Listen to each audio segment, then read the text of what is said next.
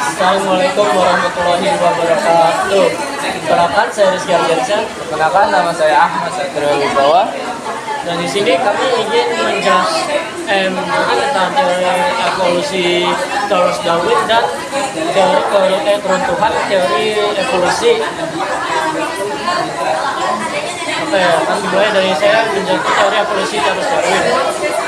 Bahwa teori evolusi Charles Darwin ini menjelaskan bahwa semua spesies makhluk hidup berevolusi dari nenek moyang bersama melalui seleksi alam, di mana individu yang sifat lebih cocok untuk bertahan hidup dan berevolusi akan mewarisi sifat tersebut, sementara yang kurang cocok akan punah, menghasilkan adaptasi yang keanekaragaman spesies seiring waktu. Jadi misalkan sebuah spesies hidup di lingkungan yang hangat, terus terjadi sebuah perubahan lingkungan di mana lingkungannya menjadi lebih dingin, dan dia spesies itu di keturunannya akan mewariskan dua sifat, yaitu sifat karena ketidaksempurnaannya, itu sifat yang lebih tahan dingin dan sifat yang tidak tahan dingin. Nah, pasti sifat yang tahan dingin ini akan lebih mudah bertahan hidup ketimbang dari yang tidak tahan dingin ini, karena lingkungannya sangat dingin. Jadi yang dingin ini bakal lebih mudah bertahan hidup, lebih mudah berproduksi dibanding dengan yang tidak tahan dengan cuaca dingin. Dimana dia pasti akan tidak diuntungkan, nanti diuntungkan. Jadi dia bakal terus mewariskan sifatnya yang dingin dari awal. Dia spesies ini dia hidup di tempat yang hangat, atau dia hidup biasa di tempat yang hangat, lama-lama secara generasi ratusan generasi atau puluhan atau ratusan generasi dia akan menjadi spesies yang tahan dingin, bukan yang suka di dingin, tempat dingin, bukan tempat hangat. Nah, contoh yang sebagai tempat ini aja seperti tumbuhan.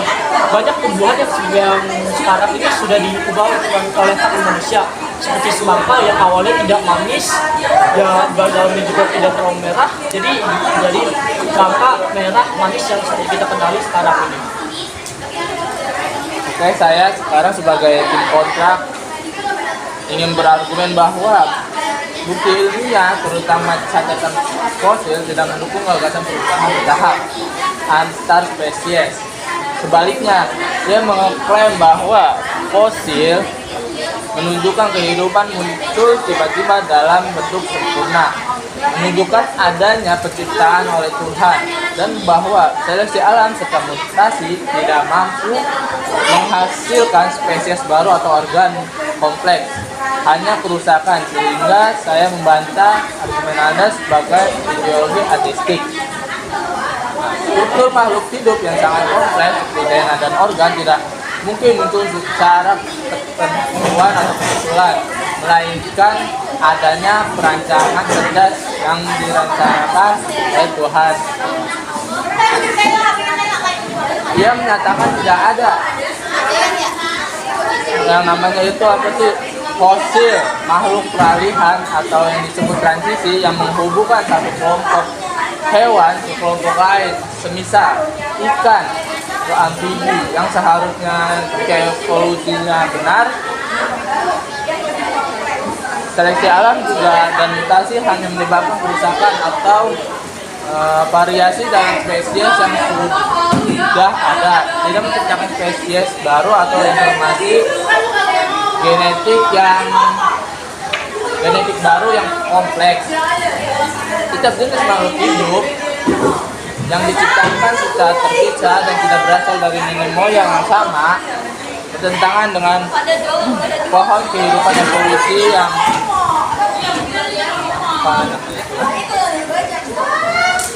itu harusnya, yaitu menganggap teori evolusi sebagai dasar ateisme dan materialisme yang mencolok keberadaan Tuhan.